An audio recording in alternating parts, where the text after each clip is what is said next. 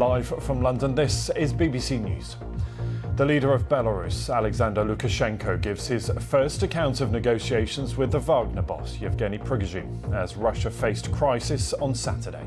He says, but we want justice. They want to strangle us. We will march on Moscow. And I say, halfway, they will squash you like a bug. Vladimir Putin is in Moscow thanking Russian troops for protecting the country during Wagner's aborted mutiny. You protected the constitution, the lives, the safety and the freedom of our people. You saved our motherland from turmoil. In fact, you stopped a civil war. It comes as President Zelensky says Ukraine's counter-offensive has advanced on all fronts, describing Monday as a happy day. In other news, the BBC uncovers new links between the Syrian regime and the trade in the powerful amphetamine Captagon. Racism, sexism and elitism, a devastating new report into England and Wales cricket.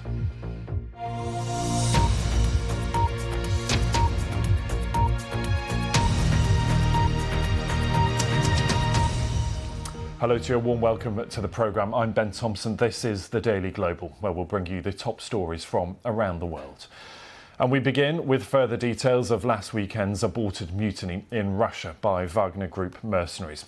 The Belarusian leader, Alexander Lukashenko, has given his first account of negotiations with the Wagner chief, Yevgeny Prigozhin, during the height of the rebellion on Saturday. Mr. Lukashenko described Prigozhin as a hothead who wanted the Kremlin's most senior military figures to be handed over.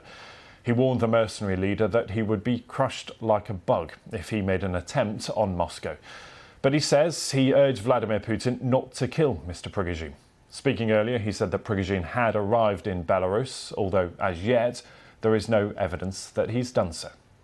Our first round of talks lasted about 30 minutes, and we talked mostly in swear words, almost only swear words. Later, it occurred to me that there were 10 times more swear words than normal words. He says, I'm not asking for a lot. Let them hand me over Shoigu and Gerasimov. I also need to meet Putin. I say, Zhenya, no one will ever hand over Shoigu or Gerasimov. You know Putin as well as I do. He says, but we want justice. They want to strangle us. We will march on Moscow. And I say, halfway, they will squash you like a bug. Even though, as Putin told me, the troops were busy on a certain front line. I need to add that he is very much like Shoigu. Their tempers are the same. He is very impulsive, so it all started.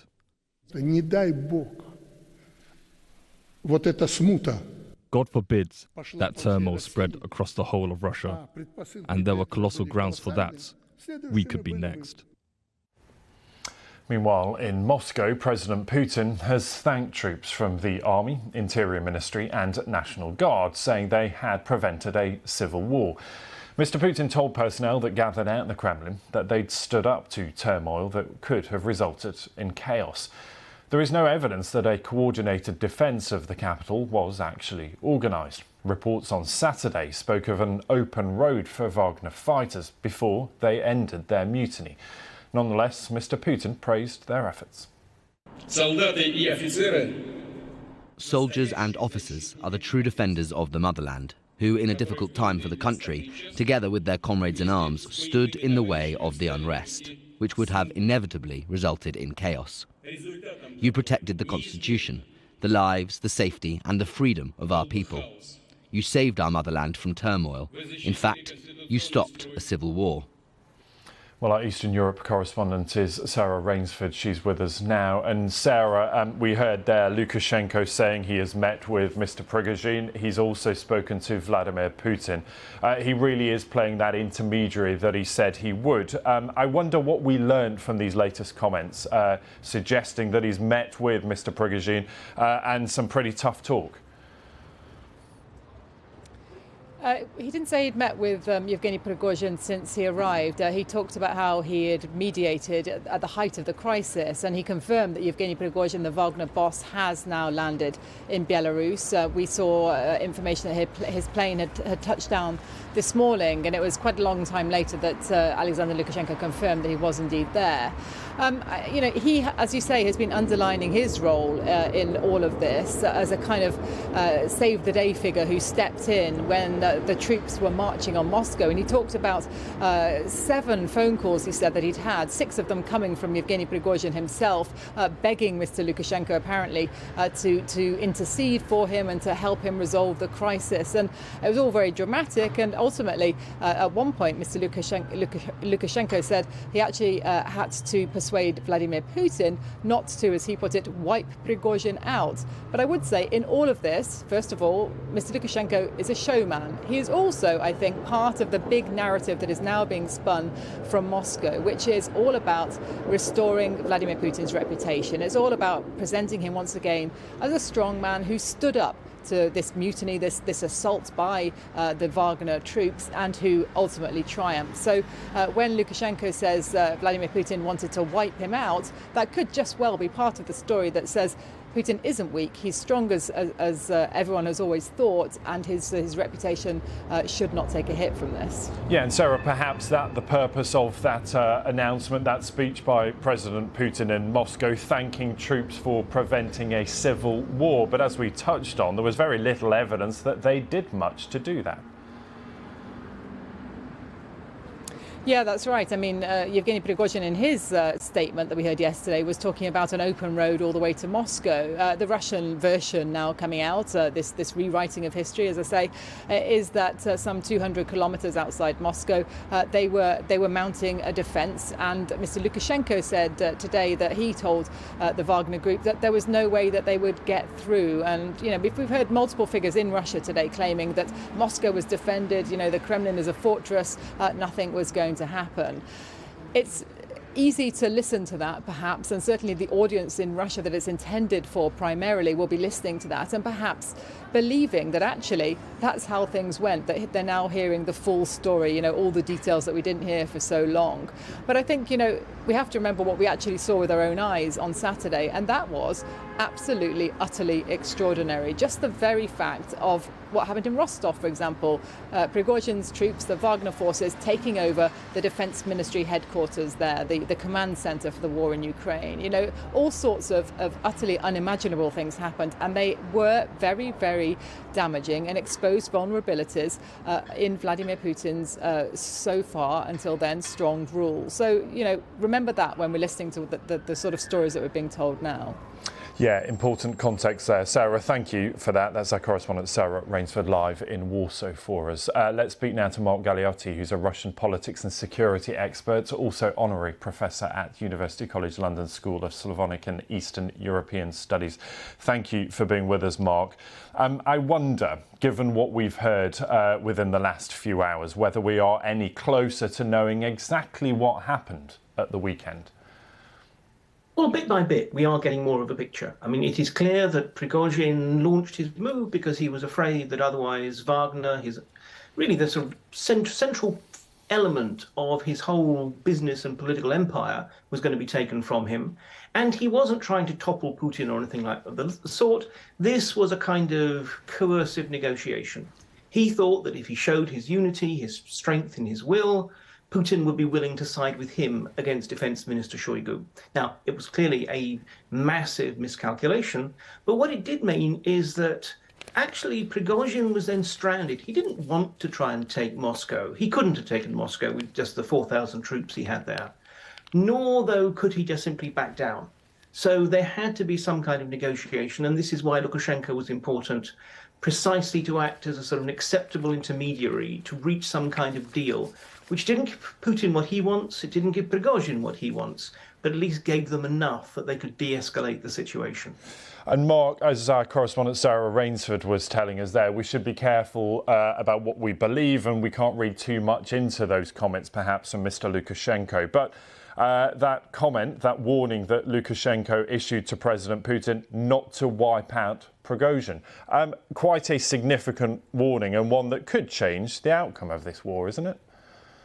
Well, not really. I mean, Lukashenko wasn't actually warning Putin. I mean, he was trying to talk Putin down, is the way he frames it. Because after all, we know that one of the most serious hot button issues for Putin is the notion of treachery. People he thinks have actually betrayed him, his view is you can only wipe them out. So obviously, from this point of view, Lukashenko is presenting himself as the man who could talk Putin down. But in terms of the impact on the war, I mean, this is not likely to have a major effort. Wagner was not in the front line. It had been badly mauled in the battle for Bakhmut. It was being reconstituted as an emergency reinforcement, so that if the Ukrainians broke through the main defensive line of the Russians, then Wagner could be deployed, and that's significant. But you might say at the moment, it seems to be that the Russian lines are still holding relatively well. They're being pushed back by the Ukrainians, but they're not yet at their main defensive lines. So I don't think we should over-exaggerate the impact this is going to have on what's going on in Ukraine. Yeah, we're going to talk about some of what is actually happening on the ground right now in Ukraine in just a second. And Mark, while you're with us, we know that President Putin wants to disassemble Wagner. He wants to strip it of its assets. He wants to use them for Russian forces. How would that work? And is it easier said than done? It is. I mean, look, in some ways, we've got to realize, first of all, that there are two Wagners. There's the force that is in Russia and Ukraine, and then there's Wagner's massive operations across Africa and into some other countries like Venezuela. What it looks like is that they will try and recruit those Wagner fighters who want to join the regular military and sign on there. Others may well have the chance to just simply leave the service, or some may go and join Prigozhin in Belarus. But essentially the idea that in Russia there is no more room for Wagner. But at the same time, the Kremlin clearly wants to keep Wagner, the international body, which is active in Africa, because that raises a lot of money and it has also provides a lot of political influence. So somehow they're going to try and square this circle. And presumably they're going to try and keep Prigozhin on side so that he can run that side of Wagner. He may well not be willing to play ball, though. Mark, it's good to get your insight. Thank you for being with us. Mark Galliotti there, joining us live from Kent. Thank you. Meanwhile, as promised, let's look at what's happening on the ground in Ukraine, because Kyiv says its counter-offensive against Russian forces has made advances on all fronts. President Zelensky has been seen handing out medals to soldiers who've been fighting in Bakhmut in the east of the country. Pro-Russian commentators say Ukrainian troops have crossed the Dnipro River and retaken a village near Kherson in the south. We're going to talk about some more of that in just a moment. But let's get the thoughts now, if we can, of Dr. Patrick Bury, who's a defence analyst from the University of Bath. And Patrick, good to have you with us. What is your assessment right now, while we've been perhaps focused on those events in Russia and that rebellion, that march on Moscow? Has this been to Ukraine's advantage? Have they been able to seize key grounds? I think it's been more of the same, but the general direction of travel, the momentum is with Ukraine. So these are small gains. They're significant sort of optically in the seizure of a part of the canal in the Donbass near Bakhmut, which the Russians had held for a long time and had been pushed out of there. So that's sort of significant because they've held it since 2014. I think more potentially operationally significant is, as you mentioned, the small bridgehead over the river in the Dnipro in the Kherson region and into Zaporizhia, where there is a small, well, it seems like a small number of troops holding out against Russian efforts to dislodge them. If they can expand that bridgehead, bring more troops in, and then open up another front, over time that could become more of a headache for the Russians. So I think they've taken it fairly easily, and it's been, a drumbeat, more of the same, trying to wear down the Russian defences. Yes, it does feel like some sort of trying to wear down those defences to deplete their resources and maybe just to tire out those Russian forces right now. I wonder, and you talk there about the defences, what are the biggest challenges that they face right now? Both, I guess, in the defences that Russian forces have put in place, but big questions about where Ukraine deploys some of that military hardware. Does it protect the cities, or does it move it a little closer to the front line? So that's one of the big questions. The reason the Russians have been bombarding the cities is to get Kiev to keep its air defense assets around the cities. And then using their own aviation, especially some of their attack helicopters at standoff positions to hit Ukrainian attacks down on the front lines. So that's definitely one of these decision dilemmas that Zelensky has faced, where to put his air defense and where to protect.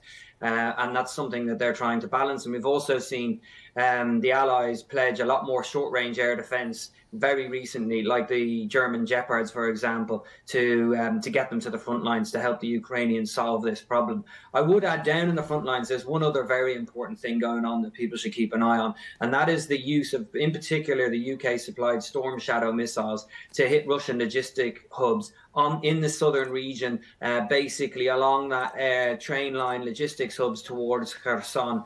What they're trying to do, and Zaporizhia, the southern Zaporizhia region, what they're trying to do is what they did before in the Kherson attack, which is to just basically strangle the Russians of supplies, drones, ammunition, etc., to put the squeeze on them. While they expend their ammunition, there's less coming through. It makes it harder for them to defend, and it also starts to erode morale. That's a very important shaping and deep battle going on at the moment, which is something to keep an eye on. Dr. Patrick Bury, it's good to have you with us. Thank you for that insight. Patrick Bury, there, a defence analyst at the University of Bath. Around the world and across the UK. You're watching BBC News. BBC News, bringing you different stories from across the UK. The Dragon Patcher, the Pothole Pro, Mass.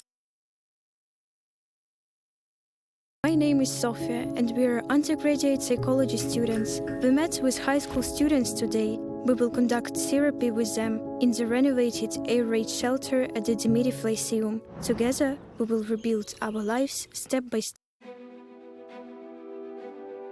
Whoa! There is art all over Istanbul, but this has to be the strangest of all. Music is such an important tool in our lives, not just to bring pleasure, but also to heal and to bring hope. We're just in a period now that African brands are just owning that, owning what we have and projecting it in however they see fit. I just love this place because this is somewhere where memory itself is set in stone. Inspiring arts and culture on BBC News.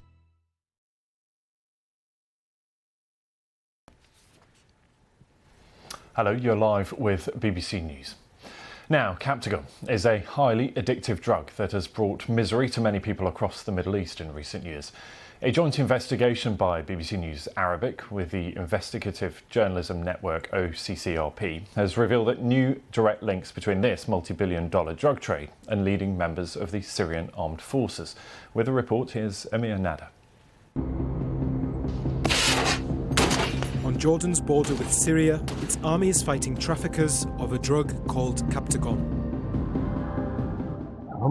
They are smugglers. Our ground forces were informed and were ready for them. They fired directly at them, forcing them to retreat. They were crawling for their lives. Captagon is little known outside the Middle East, where this highly addictive, highly accessible, amphetamine-like pill is wreaking havoc. The Syrian regime has been accused of making vast profits from the manufacture and export of this drug. Now, BBC News Arabic has uncovered fresh evidence about exactly how this trade is being managed by members of the Syrian elite. In Suwaida, close to Syria's border with Jordan, Raji Falhout led a militia aligned with the government of Bashar al-Assad. In July 2022, Falhout's bases were overrun by a rival militia. They found this machine that could be used for pressing Captagon, bags of pills, his military ID, and an unlocked phone.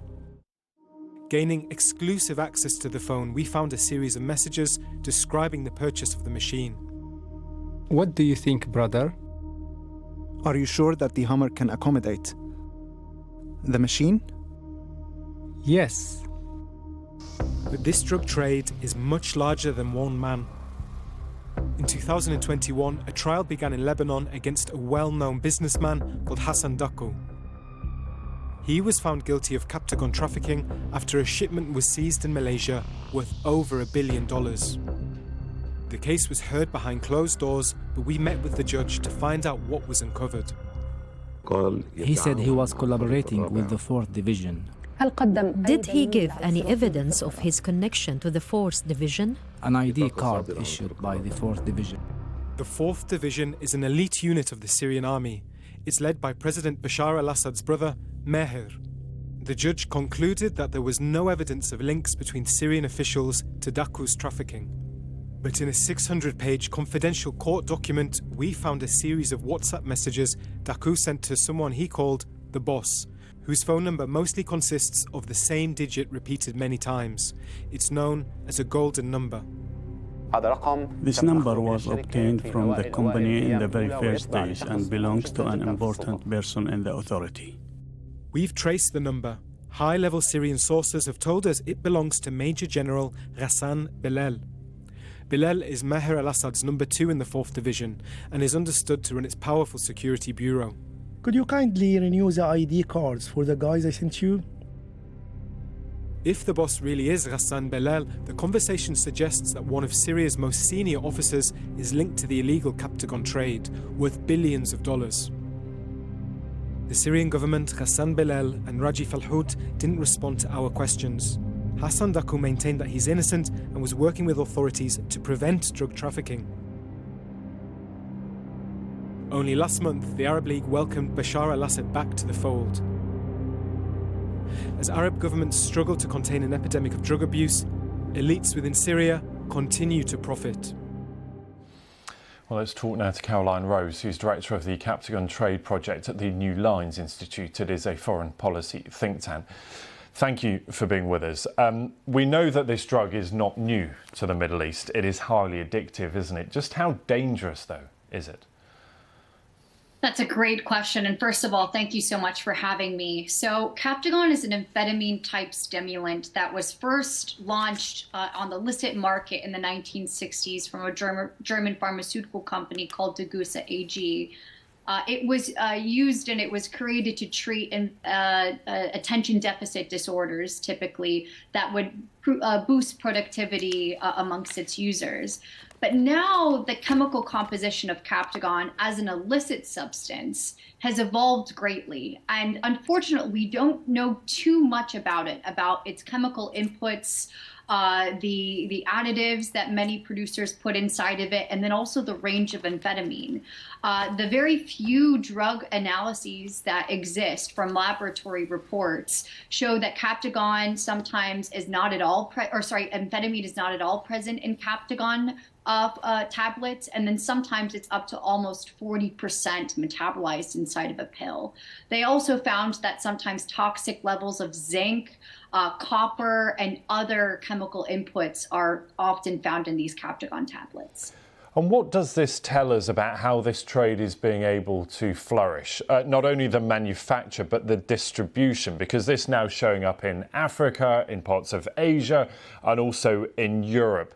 What does it tell us about the regime that is aware, seemingly, that this is happening, but allowing it to flourish to such an extent?